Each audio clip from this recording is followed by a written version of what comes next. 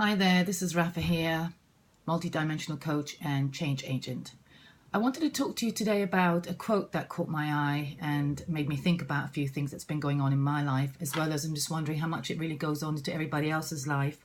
And it's a quote by Aristotle, and it says here, to avoid criticism, say nothing, do nothing, and be nothing. And it made me realize that sometimes we want to actually do things in a certain way, or we have certain ideas of being something or doing something, and people, not meaning to, naturally put us down or stop us or start putting their perception or their opinion into what they think is what's going on. This happened the other day. I had a conversation with a friend of mine who well-meaningly actually was encouraging me to respond to some text messages that was coming through a WhatsApp from this guy that I recently met. And I'm not particularly interested in this person, but my friend was very quick to tell me off and inform me that I needed to sort of keep my mind open and keep myself open. Now, he had no reason to know exactly what was going through my mind and my processing, and also what choices I had made, possibly before maybe I spoke to him, which was just the other day. And you know, we can get into conflict sometimes with what people might think is best for us. And we get that a lot. There's a lot of opinions going around. A lot of your friends would tell you how to live, where you can move to, where you can't go, why you shouldn't be doing that.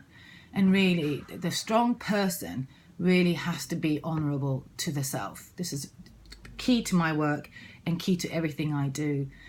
I feel that somehow that we tend to always live, a term that I just found from the meditation that I've been doing through Deepak and Oprah Winfrey's meditation about the second-hand living. And I thought, what a wonderful term, you know, that so many of us, and particularly youngsters now and people, you know, you look at Instagram and you look at all these, you know, LinkedIn profiles or whatever it is, and we're living other people's ideas of what we think we need to do or to look like or to dress or how to go out with somebody or how to do a daily routine or what to eat.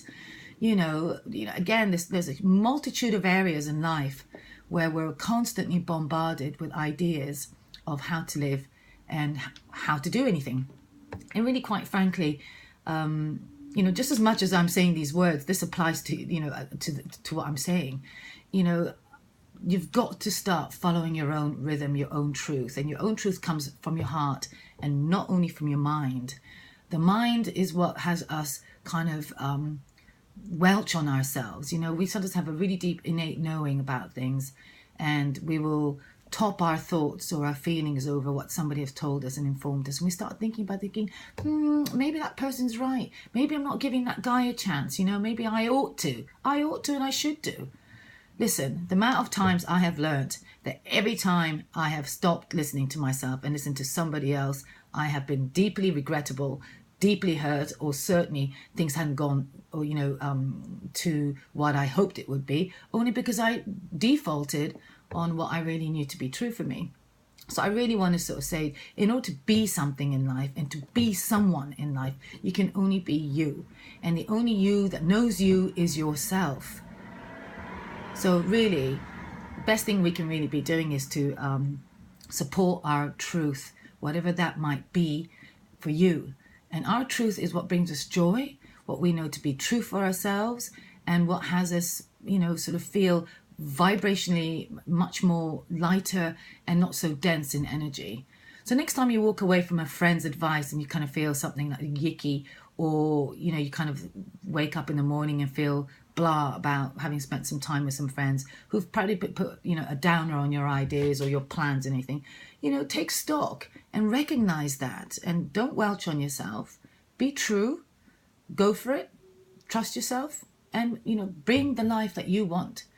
You know, sometimes people struggle with that choice making. It's because we're so imprinted with the idea of what other people have said to us that you've lost your sort of inner default set, or rather your inner default set's been, you know, topsy-turvy. So I really like to say that if you want any help with that or any need of help in that, then do feel to sort of contact me through my Facebook page, Rafa Saba, and I come under the banner of Live a Vibrant Life. and lifestyle intelligence, and you can sure contact me there, and I'll be more than happy to help you with any personal development or any thoughts that you might have or transitions that you're making in life. So thank you very much for listening, and I'll speak to you soon. Bye.